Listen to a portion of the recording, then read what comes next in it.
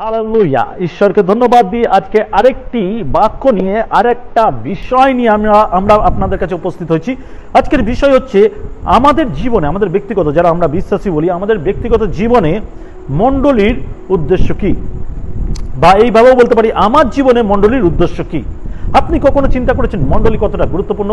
দেখবেন শয়তান চেষ্টা করে মণ্ডলী থেকে আপনাকে পৃথক করা, মণ্ডলী থেকে দূরে রাখা। আপনি কি কখনো বাইবেল ঠিক মতন যাচাই করেছেন, দেখেছেন যিশু কি মণ্ডলীতে যেতেন, যিশু কি মণ্ডলীভুক্ত ছিলেন? হ্যাঁ, অবশ্যই, কারণ তিনি বাইবেলে বলছে, বাইবেলের প্রত্যেকটা জায়গায় আমরা দেখতে পাই তিনি ধর্মধামে গিয়ে সুসমাচার প্রচার করতেন। তাই মণ্ডলী একজন বিশ্বাসের জন্য গুরুত্বপূর্ণ।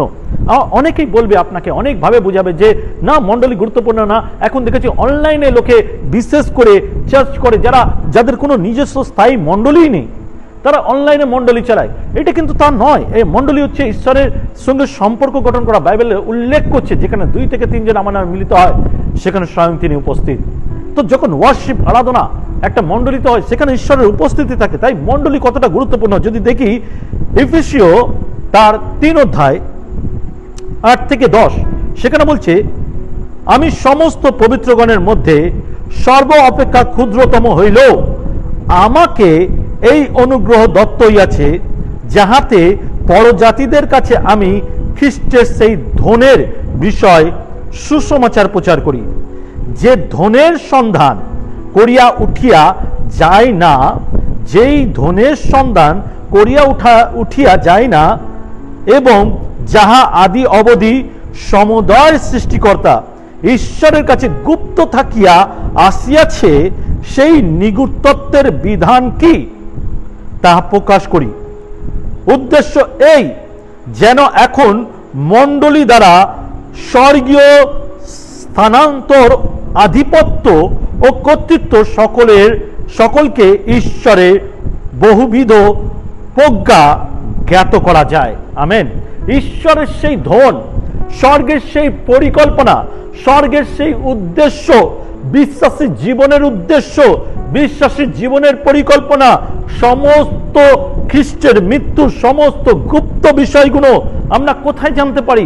মণ্ডলীর কাছে ঈশ্বর প্রকাশ করতে চায়, মণ্ডলীর কাছে ঈশ্বর দিতে চায়। তাই খ্রিস্টতে ভাই বোন, আপনাকে যেন শয়তান মণ্ডলী থেকে সরাতে না পারে। আমি খুব সিম্পল একটা উদাহরণ দিই।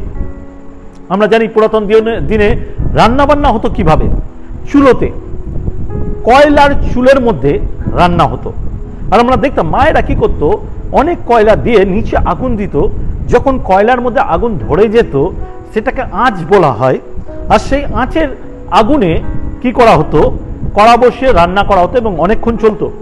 যখন কয়লা নিভে আসতো বা কিছু কয়লা জ্বলে যেত, তখন কি করতো, আরো 1 মুঠো বা 2 মুঠো কয়লা নিয়ে তার মধ্যে দেওয়া হতো। এর ফলে কি হতো, সেই নেভা কয়লাগুলো আবার জ্বলে যেত, আবার মা ওরা রান্না করতে পারত। কিন্তু জ্বলন্ত কয়লা যখন জ্বালায় সেটা লং টাইম চলে এবং সেই কয়লার দ্বারা তারা বহু রান্না সেরে নেয়। কিন্তু সেখান থেকে একটা কয়লা যদি আপনি বাইরে রাখেন, চুলোর মধ্যে যে কয়লাগুলো আছে সেগুলো তো জ্বলছে, অনেক লং টাইম জ্বলছে, কিন্তু একটা কয়লা, এক পিস কয়লা, জ্বলন্ত কয়লা নিয়ে বাইরে রেখে দিবেন, তার আয়ু কত, তার সে কতক্ষণ জ্বলবে? কখনো ফলো করবেন? যদি না পারেন, আজকের আমার এই কথাটাকে মনে রাখবেন এবং নিজে গিয়ে একবার যাচাই করবেন। কয়লাটাকে বাইরে রেখে দেবেন, চুলোর মধ্যে যে কয়লাগুলো জ্বলছে তার যে দীর্ঘস্থান জ্বলা, সেই সেম ভাবে ওই একটা কয়লা জ্বলে না।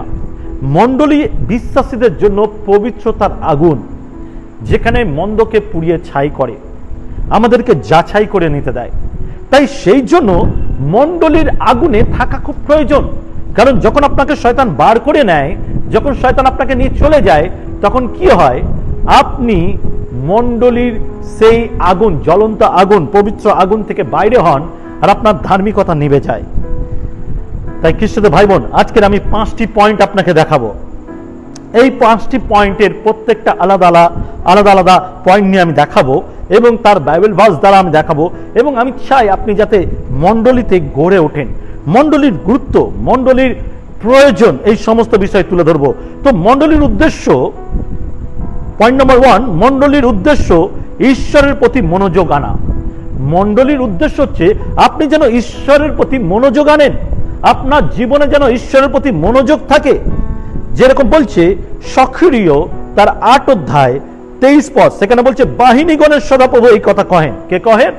বাহিনীগণের সদাপ্রভু এই কথা কহেন, তৎকালে জাতিগণের সর্বভাষাবাদী 10 পুরুষ এক জিহুদি পুরুষের বস্ত্রের অঞ্চল ধরিয়া এই কথা কহিবে, আমরা আমাদের সহিত যাইব, আমরা তোমাদের সহিত যাইব, কেননা আমরা শুনিলাম ঈশ্বর তোমাদের সহবর্তী। আর এটা এখন ঘটছে। যদি দেখেন বাহিনীগণের সদাপ্রভু যে কথা বলেছেন আজকে ঘটছে। আজকে দেখবেন লোকেরা শুনতে পায় মণ্ডলীতে মিরাকেল হচ্ছে, লোকেরা শুনতে পায় মণ্ডলীতে ঈশ্বর উদ্ধার করছে, লোকেরা শুনতে পায় ডিপ্রেশন থেকে সন্তানেরা যারা সোসাইটির দিকে রয়েছে, যারা মৃত্যুর দিকে যাচ্ছে, তারা মণ্ডলীতে এসে উদ্ধার পাচ্ছে। আর যখন লোকেরা শুনে যে আমাদের সঙ্গে আমাদের সদাপ্রভু রয়েছে, তখন লোকেরা পশ্চাৎগামী হয়, তারা ফলো করে, তারা চার্চে আসতে শুরু করে। আর আপনি বিশ্বাসী হয়ে মনে করেন যে শয়তান আপনাকে যেইভাবে লিড করছে সেইভাবে লিড হবেন আর চার্চ থেকে দূরে সরবেন, তাতে আপনি ঈশ্বরের অভিষেক থেকে বঞ্চিত হন। শয়তান কথা বলে, ঘরে কি ঈশ্বর প্রার্থনা শুনে না? শয়তান বোঝায় ঘরে বসে প্রার্থনা করলে ঈশ্বর শুনবে। খ্রিস্ট ভাই বোন, আমি বহুবার এটা বলেছি, প্রথম দিন আপনি যখন বিকেলে সন্ধ্যার সময় প্রার্থনায় বসেছেন, খুব সুন্দর প্রভুর গৌরব করবেন, কিন্তু আপনি ভুলে যাবেন না আপনি একা নিতে শুরু করবেন। তারপরে আপনার প্রার্থনার সময়টা সিরিয়াল জায়গা নিয়ে নেবে। টিভি সিরিয়াল, সমস্ত রকম news, reels, WhatsApp, Telegram, Facebook, Instagram, এইগুলো সেই জায়গাগুলো নিয়ে নেবে। আর আপনি কখন নিভে গেছেন আপনি জানতেও পারবেন না। সেই জন্য যখন আপনি জ্বলেন, আপনার জ্বলাকে আপনার বাইরে থেকেও পর্যন্ত দেখা যায়। আর যখন বাইরে থেকে দেখে লোকেরা, তখন তারা জিজ্ঞাসা করে আসলে তোমার মধ্যে কি আগুন আছে, কি এমন পবিত্র আগুন আছে যেখানে তোমাকে উজ্জ্বল করে তোলে আর তুমি পবিত্রকৃত দেখাও, আনন্দ দেখাও, যেই আনন্দ আমাদের কাছে নেই। আর সেই আনন্দকে ফলো করে মানুষ মণ্ডলীতে আসে। হালেলুয়া। কোথায় আসে? মণ্ডলীতে। মণ্ডলী ইম্পর্টেন্ট। 2 নম্বর পয়েন্ট, মণ্ডলীর উদ্দেশ্য। এর যে শিষ্যত্ব প্রশিক্ষণের শ্রেণীকক্ষ হওয়া, জীবন বাঁচাতে ঈশ্বরের শক্তি প্রদর্শন করা। আজকের আমাদেরকে বুঝতে হবে মণ্ডলী, যেরকম আমি একটু আগে বললাম যে মণ্ডলী কিভাবে আমাদের প্রয়োজন, এবং তার সাথে সাথে মণ্ডলী আমাদের শিক্ষায় গড়ে তোলে। মণ্ডলীর গুরুত্ব হচ্ছে আমাদের সৎশিক্ষা দেওয়া, ঈশ্বরের বাক্যের পরিচয় করিয়ে দেওয়া, ঈশ্বরের বাক্যের সঙ্গে সম্পর্ক গঠন করা, এবং আমাদের যে অধিকার সেই অধিকারকে বোঝানো, যেই সমস্ত অধিকারকে পাওয়ার জন্য আমাদেরকে কি কি বাহ্যিক জীবনকে পরিত্যাগ করা উচিত, যেই সমস্ত পাপের পরিচর্যা আমাদের জীবনে রয়েছে সেখান থেকে বেরিয়ে আসা উচিত, সেই সমস্ত বোঝার জন্য আমাদের মণ্ডলী সর্বদা গাইড করে। তাই মণ্ডলীতে থাকা বা মণ্ডলীর সঙ্গে সম্পর্ক গঠন করা, এটা একটা নতুন দিক বা নতুন পরিচয় আমাদেরকে ঈশ্বরের সঙ্গে করিয়ে দেয়, এবং সেই ঈশ্বরের পরিচয় আমাদেরকে গাইড করে। যদি দেখি কলোসীয় 3 অধ্যায় 1 থেকে 9, কলোসীয় 3 অধ্যায় 1 থেকে 9, সেখানে বলছে 1 থেকে 9, যেহেতু অনেক লম্বা বাইবেল ভার্স, তো আমরা ফলো করব। অতএব তোমরা যখন খ্রিস্টের সহিত উত্থাপিত হইয়াছ, তখন সেই ঊর্ধ্বের স্থানের বিষয় চেষ্টা করো, যেখানে খ্রিস্ট আছেন, ঈশ্বরের দক্ষিণে বসিয়া আছেন। ঊর্ধ্বস্থ বিষয় ভাবো, পৃথিবীর বিষয় ভাবিও না, কেননা তোমরা মরিয়াছ এবং তোমাদের জীবন খ্রিস্টের সহিত ঈশ্বরের গুপ্ত রইয়াছে। আমাদের জীবন স্বরূপ খ্রিস্ট যখন প্রকাশিত হবেন, তখন তোমরাও তাহার সহিত সুপ্রতাপে প্রকাশিত হইবে। অতএব তোমরা পৃথিবীস্থ আপন আপন অঙ্গ সকল মৃত্যুস্বাদ করো। ওকে, পৃথিবীস্থ আপন আপন অঙ্গ সকল মৃত্যুস্বাদ করো, যথা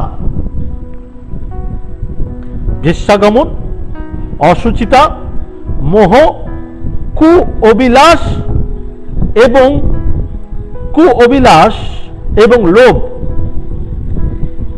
এ তো প্রতিমা পুজো। এই সকলের কারণ অবাধ্যতার সন্তানগণের প্রতি ঈশ্বরের ক্রোধ উপস্থিত হয়। এই সকল আমাদেরকে অবাধ্যতার সন্তান করায়, আর যার দরুন ঈশ্বরের ক্রোধ আমাদের উপরে প্রজ্বলিত হয়। তারপরে বলছে, পূর্বে যখন তোমরা এই সকল জীবন ধারণ করিতে তখন তোমরা এই সকলে চলিতে, কিন্তু এখন তোমরাও এই সকল ত্যাগ করো। ক্রোধ, রাগ, হিংসা, নিন্দা ও তোমাদের মুখ নির্গত কুৎসিত আলাপ, এই সকল কুৎসিত আলাপ একজন অন্যজনের কাছে মিথ্যা কথা কহিও না, কেননা তোমরা পুরাতন মানুষকে তাহার ক্রুশোদ্ধ বস্তুবৎ ত্যাগ করিয়াছ। আমেন। এখানে একজন বিশ্বাসীর আইডেন্টিটি কিভাবে হওয়া উচিত, বিশ্বাসীর জীবনযাত্রা কিরকম হওয়া উচিত। আজকালকার যুগের আমরা দেখেছি, বিশেষ করে ইয়াং জেনারেশন, তারা মনে করে যে ধার্মিকটা শুধু পোশাক। মণ্ডলী তাদেরকে কিন্তু এই বিষয়টাকে বোঝাবার চেষ্টা করে। আজ যেরকম আমি আজকে এই বিষয়টাকে বিশেষ করে উল্লেখ করতে চাই, যে মণ্ডলী ধার্মিকতার পোশাক পরায় না, মণ্ডলী ধার্মিকতা ভিতর থেকে হওয়ায়। আর যার দরুন অনেক ভালো ভালো ইয়াং জেনারেশন, তাদের একটা গ্রুপ তৈরি হয় মণ্ডলীতে। তারা কি করে, হোয়াটসঅ্যাপ চ্যাট করে, বাজে বাজে রিলস শেয়ার করে একে অপরের কাছে, এবং তাদের ভেতরে যে গুপ্ত পাপ সেইটাকে তাদের মধ্যে পরিচর্যা করে। আর শয়তান কখন তাদের মধ্যে যে শয়তানের প্রচার শুরু করে দেয় সেটা জানে না। একজন আত্মিক ব্যক্তি যখন গড়ে ওঠে আত্মায়, তখন স্যাক্রিফাইসকে সে নিজের জীবনে ধারণ করে, স্যাক্রিফাইসকে নিয়ে এগোয় এবং ঈশ্বর তাকে সাজায়। যার জন্য দেখবেন এক একটা বিশ্বাসী, সে দেখায় বিশ্বাসী, তার জীবন দ্বারা দেখায় বিশ্বাসী, কিন্তু তার জীবনে কোনো উন্নতি থাকে না, তার জীবনে কোনো সাকসেস থাকে না, ধার্মিকতার দিকেও না, মণ্ডলীগতও না, মণ্ডলীর কোন লিডারশিপের সেই কার্য তো ভার নেয় কিন্তু বৃদ্ধি পায় না। কারণ হচ্ছে তার জীবনের পরিচর্যা। বাইবেলের একটা কথা আমাকে খুব ভয় খাওয়ায়, যদি কোনো বিশ্বাসীকে কেউ যদি পাপে পরিচর্যা করে না, তার গলায় জাঁতা বেঁধে বলছে কুয়ায় ফেলে দিতে। এটা খুব ডেঞ্জারাস বাক্য। আমার এটা শুনলে আমার ভয় লাগে। আমার দিকেও পাপে পড়ছে না তো? হয়তো আমাদের কিছুক্ষণের জন্য চুটকোলা, হয়তো কিছু চুটকোলা রিলস, যেগুলো বাজে ওয়ার্ড আছে, বাজে ভাষা আছে, বাজে ইঙ্গিত আছে, সেগুলো আমরা শেয়ার করি, কিন্তু আমি জানি না যে কিভাবে আমি শয়তানের পরিচালক হচ্ছি। আর একজনের জীবনে যে পবিত্র বাক্যের বীজ পড়েছে, অঙ্কুরিত হচ্ছিল, আর আমি সেটাকে নষ্ট করে দিলাম। আর আপনি কি ভুলে যাচ্ছেন বাইবেল কি বলছে? পাপের বেতন মৃত্যু, বিনাশ। তাই এখানে বলছে, যখন আমরা পুরাতন বিষয়কে ত্যাগ করেছি, তখন খ্রিস্টের সঙ্গে যখন আমরা নিজেদেরকে সমর্পণ করেছি, ক্রুশে রোপিত করেছি, তখন মণ্ডলীর সঙ্গে যখন আমরা থাকি, তখন আমরা কি করি? আমাদের সেই স্বর্গের গুপ্তধনের সঙ্গে আমরা প্রকাশ একদিন পাবো, একদিন স্বর্গের সেই গুপ্তধনের সঙ্গে প্রকাশ পাবো। আমরা উদ্ধস্তত বিষয় চিন্তা করি কোথায়? আমরা তো ভালো বাক্য শেয়ার করি না, আমরা তো নিজের যে ধার্মিকতার ফিলিংস শেয়ার করি না, আমার সেই প্রচারের জীবন, আমার সেই মিনিস্ট্রির জীবন, সেই উদ্যোগকে শেয়ার করি না, আমরা কি করি? বাহ্যিক বিষয়কে শেয়ার করি। এবং এইটা হয় বিশেষভাবে পুরাতন লিডার্সদের জীবনে। তারা কি করে? নতুন কেউ এলো, তার পরিচর্যায় সে নিজের পরিচর্যা ভুলে যায় এবং সে মন্দের দিকে যায় একজন নতুনের মাধ্যমে, আর একজন নতুন ব্যক্তি তাকে লিড করে, আর সে ভুলে যায় তার আত্মা দিন দিন মৃত্যুর দিকে যাচ্ছে, তার আত্মা মরে যাচ্ছে। তখন সে কি করে? চার্চে কে আমার বিরোধী, চার্চে কে আমার বিরক্ত করছে, চার্চে কাকে ফেলে দেওয়া যায়, চার্চের বিরুদ্ধে কার জন্য প্ল্যান করা যায়, আর সে তখন ওই দিকে ফোকাস করে, ঈশ্বরের পরিকল্পনার দিকে আর ফোকাস করে না, কারণ তার উদ্ধস্তিত বিষয় কোনো চিন্তা নেই। সে উদ্ধস্তিত বিষয় ভাবে না, ঈশ্বরের স্বর্গের বিষয় ভাবে না। আর এখানে বলছে তুমি এই সমস্ত থেকে বিরত হও। প্রথম যে ওয়ার্ড সেটা হচ্ছে বেশ্যাগমন। আমরা বেশ্যাগমন মানে কি বুঝি? কোনো বাজে মেয়ের কাছে যাওয়া, শুধু তাই। আমরা যখন ব্যভিচারের বিষয় নিয়ে আলোচনা করি, মন্দ বিষয় নিয়ে আলোচনা করি, মন্দ বিষয় নিয়ে একে অপরের কাছে খারাপ ভাষা, খারাপ রিলস, খারাপ ভিডিও শেয়ার করি, তারপরে বলছে অসুচিতা, মোহ। মোহ কথার অর্থ হলো লোভ, মানে ব্যভিচারের লোভও হতে পারে। কুঅবিলাস, বাজে চিন্তাধারা, বাজে অভিলাষ এবং লোভ। এ তো প্রতিমা পূজা, এগুলো প্রতিমা পূজা। এই সকল কারণে অবাধ্যতার সন্তানগণের প্রতি ঈশ্বরের ক্রোধ উপস্থিত হয়। ঈশ্বরের ক্রোধ এমনি আসে না, অনেক মানুষ যেগুলো গুপ্তভাবে করে, মনে করে কেউ দেখছে না, মানে আর কেউ দেখছে না, ঈশ্বরও দেখছে না, তখন সে নিজের জীবনকে পাষাণ করে নেয়, নিজের জীবনকে পাষাণ করে নেয়। কেউ বুঝাবার চেষ্টা করলে বাক্য এলেও আমরা ইগনোর করে দিই, সাইড করে দিই, বাক্যটা আমার জন্য না, আমি যেমনি লাইফ বাঁচছি সেমনি লাইফ বাঁচবো, আর তারপরে সে মণ্ডলী থেকে দূরে সরে। কিন্তু মণ্ডলী আপনার জীবনে গুরুত্বপূর্ণ। মণ্ডলীতে যে বাক্য হয় সেই বাক্য আপনার জীবনে গুরুত্বপূর্ণ। সেই বাক্য আপনাকে সতেজ করে, আপনাকে মজবুত করে, কোথায় পড়ে যাচ্ছি সেই দিকে দেখায়, কোথায় আমাকে ফিরে আসতে হবে সেইগুলো দেখায়। আজকের এই বিষয়টা আমার কাছে খুব গুরুত্বপূর্ণ, কারণ এটা আজ প্রত্যেকটা মণ্ডলীর সঙ্গে চলছে। প্রত্যেকটা মণ্ডলী, ভালো ভালো লিডার পতন হচ্ছে ছোট ছোট বিশ্বাসীদের কাছ দিয়ে। যারা নতুন বিশ্বাসী আসছে, তারা জগৎ নিয়ে আসছে, আর পুরাতন লিডার্স বা বিশ্বাসী তাদেরকে পরিবর্তন করতে গিয়ে নিজে পরিবর্তন হয়ে যাচ্ছে। 3 নম্বর পয়েন্ট, মণ্ডলীর উদ্দেশ্যে আমাদের দান এবং দশমাংশের মাধ্যমে আমাদের অর্থের দিকে উন্নতি হওয়া। আমরা মনে করি শুধু নেবাটা আমাদেরকে উন্নতি করে, অ্যাকচুয়ালি তা নয়। দাও, তোমাকে দেওয়া যাবে, অন্বেষণ করো, খুঁজে পাবে, দ্বারে আঘাত করো, দ্বার খুলে দেওয়া যাবে। ঈশ্বরের রাজ্যের সমস্ত কিছু একটু অন্য ধারা, দেবার মাধ্যমে পাওয়া যায়, দেবার মাধ্যমেই পাওয়া যায়। যদি দেখি দ্বিতীয় বিবরণ 14 অধ্যায় আর 23 পদ, দ্বিতীয় বিবরণ 14 অধ্যায় 23 পদ, মণ্ডলীতে কেন দান আর দশমাংশ দেওয়া প্রয়োজন, মণ্ডলী কেন বাছাই করা হয়েছে, অন্য কোথাও কেন না। দেখবেন এটা খুব গুরুত্বপূর্ণ, আপনি কোথায় দান দিচ্ছেন, কোথায় দান দিচ্ছেন। সেখানে বলছে, আর তোমার ঈশ্বর সদাপ্রভু আপন নামের বাসাস্তে যে স্থান মনোনীত করিবে, সে স্থানে তুমি আপন শস্য, দ্রাক্ষারসের ও তৈলের দশমাংশ এবং গোসাদি পালের প্রথম জাতদিওকে তাহার সম্মুখে ভোজন করিবে। এই রূপে আপন ঈশ্বর সদাপ্রভুকে সর্বদা ভয় করিতে শিক্ষা করিবে। আমেন। ঈশ্বর দ্বারা মনোনীত যে মণ্ডলী, সেটা ঈশ্বরের স্থান, ঈশ্বর সেই স্থান তৈরি করে দিয়েছে। সেই বাসস্থানে ঈশ্বর চায় আমরা যেন আমাদের দশমাংশ, আমাদের দান, সমস্ত কিছু নিয়ে আসি, কারণ এটাই হলো তার পবিত্র স্থান। যার জন্য মালাকিতে লেখা রয়েছে, তোমাদের সমস্ত দশমাংশ আমার ভান্ডারে নিয়ে এসো, আমার ভান্ডার বলে উল্লেখ করেছে। এবং সেই মণ্ডলী আপনাকে ঈশ্বর ভয়শীল শিক্ষা দেয়। জেনে রাখবেন, একজন ঈশ্বর ভয়শীল শিক্ষা যদি না হয়, ঈশ্বর ভয়শীল জীবন যদি না হয়, আপনি উচ্ছৃঙ্খলা বা খারাপ জীবন যাপন করেন, আর আপনার জীবনে ভয় থাকে না বলে আপনি যা ইচ্ছা তাই করেন। মণ্ডলী কিন্তু আপনাকে সঠিক জ্ঞান দেয়, সঠিক পরিচর্যা দেয়, আর এটা আপনার জন্য প্রয়োজন। যার জন্য মণ্ডলী আপনার জীবনে প্রয়োজন। কেউ যদি বলে মণ্ডলী প্রয়োজন নেই, তাহলে জেনে রাখবেন আপনি কাকে অনুসরণ করছেন, যিশুকে। আর যিশু কি মণ্ডলীভুক্ত ছিল? হ্যাঁ, যিশু মণ্ডলীভুক্ত ছিল, কারণ তিনি ধর্মধামে প্রচার করতেন।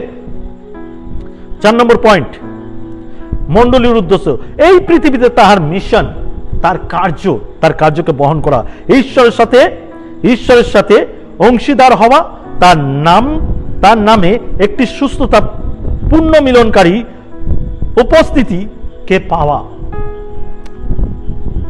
আবার বলি, তাহার নামের একটি সুস্থতা পূর্ণ মিলনকারী উপস্থিতিকে পাওয়া।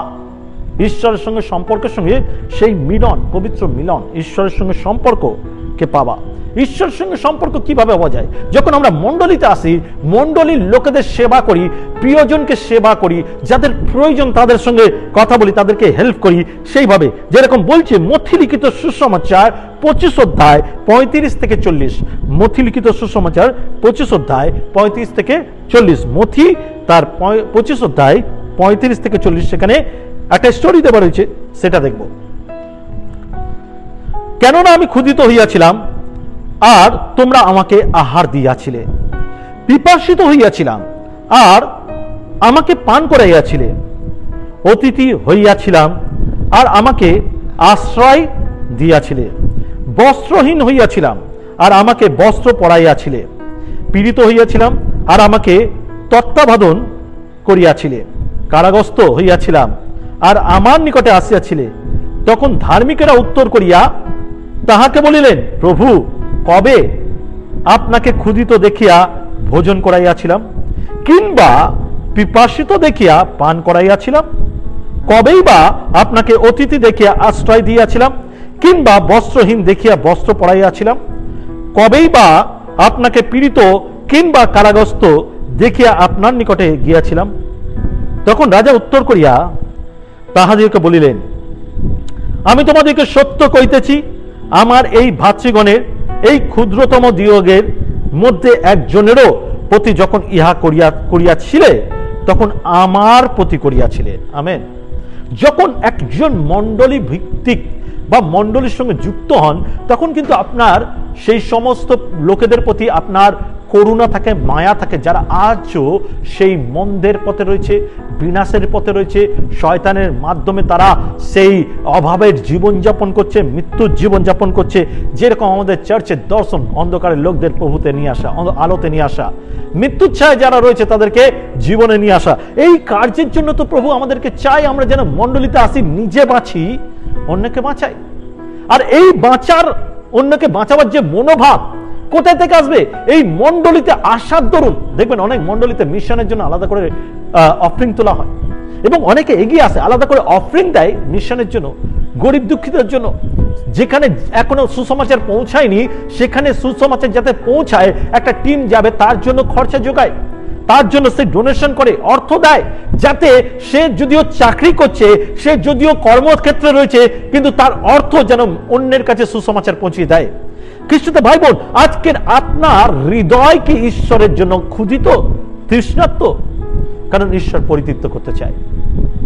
ঈশ্বর চায় যেন আমরাই মিশনের সঙ্গে যুক্ত হই। মিশনের সঙ্গে যুক্ত হওয়া মানে, সুসমাচারকে বহন করা মানে আপনাকে ফিজিক্যালি যেতে হবে এমন নয়, কিন্তু আপনি আপনার অর্থ তার দ্বারাও মিশন করতে পারেন। আর তাই ঈশ্বর সেই একই দৃষ্টিভঙ্গি, একই পরিকল্পনা আপনাকে দিতে চায়। কার মাধ্যমে? এই মণ্ডলীর মাধ্যমে। তাই মণ্ডলী একটা গুরুত্বপূর্ণ স্থান, মণ্ডলীর প্রয়োজন আছে। মণ্ডলী আপনার জীবনে একটা গুরুত্বপূর্ণ ছাপ ছাড়তে চায়। তাই মণ্ডলীর সঙ্গে যুক্ত থাকা প্রয়োজন, কারণ আপনি জানেন না কিভাবে আপনাকে ঈশ্বরের রাজ্য বিস্তার করতে হবে। আপনি জানেন না কিভাবে ঈশ্বরের রাজ্যের দিকে চলতে হবে। আপনাকে আপনার জীবনধারাকে পরিচর্যা করার জন্য আপনাকে মণ্ডলীর সঙ্গে যুক্ত থাকা দরকার। আর যে জন্য শয়তান, কিন্তু বারবার আমি এই কথা বলছি, শয়তান চায় আপনাকে মণ্ডলী থেকে সরাতে, আপনাকে মণ্ডলীর বিরুদ্ধে দাঁড় করাতে, আপনাকে সেই ব্যক্তি তৈরি করতে চায় যে মণ্ডলীকে ভাঙার জন্য প্রস্তুত হবে। আর জুদাসও সেম টার্গেট করেছিল, জুদাসও সেম ভাবে পরিচর্যা হয়েছিল। আর জুদাস মণ্ডলীকে ভাঙতে চেয়েছিল, কিন্তু মণ্ডলী প্রভু যিশুর মাধ্যমে স্ট্রং হয়েছে। আজকে প্রভু চাই আপনাকে স্ট্রং করতে, হালেলুয়া, আপনাকে স্ট্রং করতে, আপনাকে সম্পূর্ণভাবে মণ্ডলীর সঙ্গে যুক্ত করতে চায়। ঈশ্বরের এটা পরিকল্পনা যাতে আপনি এই মণ্ডলীর আশীর্বাদকে বুঝতে পারেন। হালেলুয়া। 5 নম্বর পয়েন্ট, মণ্ডলীর উদ্দেশ্যে এই সম্প্রদায় কিভাবে মুক্তিপ্রাপ্ত লোকেরা বাস করে তা প্রদর্শন করা।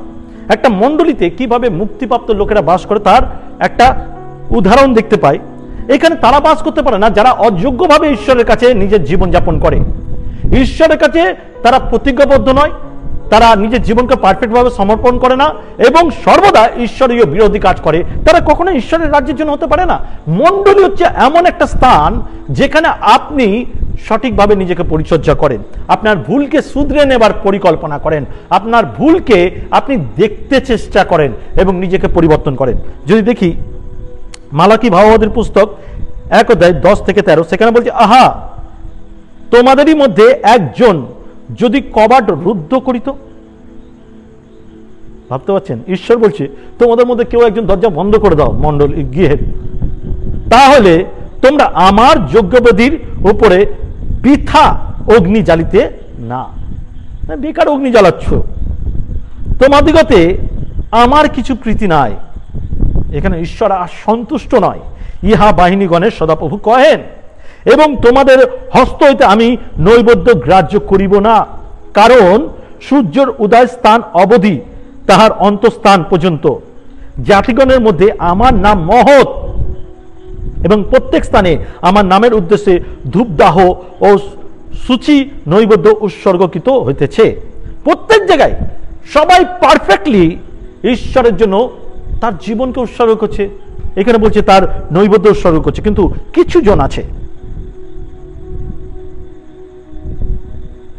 কিছু জন আছে যারা পারফেক্ট ভাবে উৎসর্গ করছে না।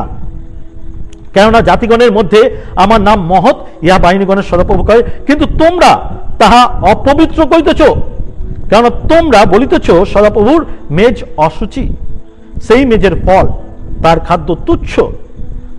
আরো বলিতেছ দেখো কেমন বিলম্বনা, আর তোমরা তাহার উপরে ফু দিয়াছ, ইহা বাহিনীগণের সদাপ্রভু কহেন।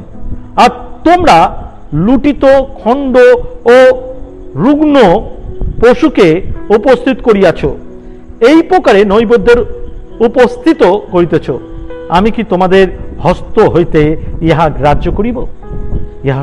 ইহা সদাপ্রভু কহেন। একটা বিষয় বুঝুন, আপনি নৈবেদ্য বলতে শুধু যদি বোঝেন ঈশ্বর আপনার কাছ দিয়ে ওই ভেড়া বলি, শাকসবজি, দশমাংশ, দান এইগুলো চাইছে, তাহলে শুধু এটা নয়, আপনার প্রকৃত পরিচর্যা, আপনার প্রকৃত হৃদয়, ঈশ্বর আপনার হৃদয়কে ভালোবাসে।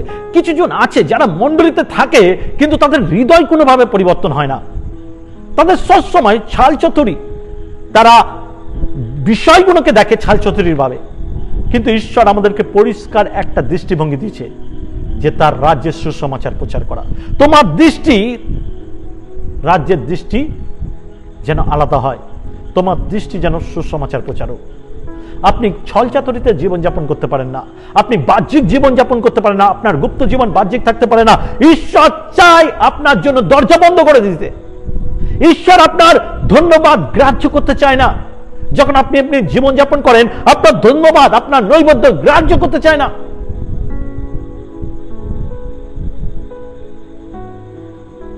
আপনার জীবন ঈশ্বরে ক্ষুধিত হওয়া উচিত। আমরা বিচার করি অনেকের, বাইবেল ক্লিয়ারলি বলছে নিজের চোখের কড়িকাঠ দেখো, অন্য চোখের কুটো দেখো না। আপনি জানেন যখনই আপনি অন্যজনের দিকে তাকান, অন্যজনের দিকে দৃষ্টিপাত করেন, অন্যজন কি করছেন, তখনই আপনার ধার্মিকতা নষ্ট হয়, তখনই ধার্মিকতা নষ্ট হয়। কিন্তু যখন আপনি ঈশ্বরকে ফলো করেন, ঈশ্বরকে অনুসরণ করেন, তখন দেখবেন আপনার হৃদয়, অন্তঃকরণ ঈশ্বরের পরিচর্যা হয়। আমার তাকে ভালো লাগে যে এসে বলে আমি কারোর দিকে তাকাবো না, আমি ঈশ্বরের দিকে তাকাবো, কারণ ঈশ্বর আমাকে উদ্ধার করেছে। কারণ সে, তার হৃদয়, তার খিদে ঈশ্বর হয়, সে মানুষের প্রতি দৃষ্টিপাত করে না। খ্রিস্টীয় ভাই বোন, আজকের আপনি বুঝুন আপনার জন্য মণ্ডলী কতটা ইম্পর্টেন্ট।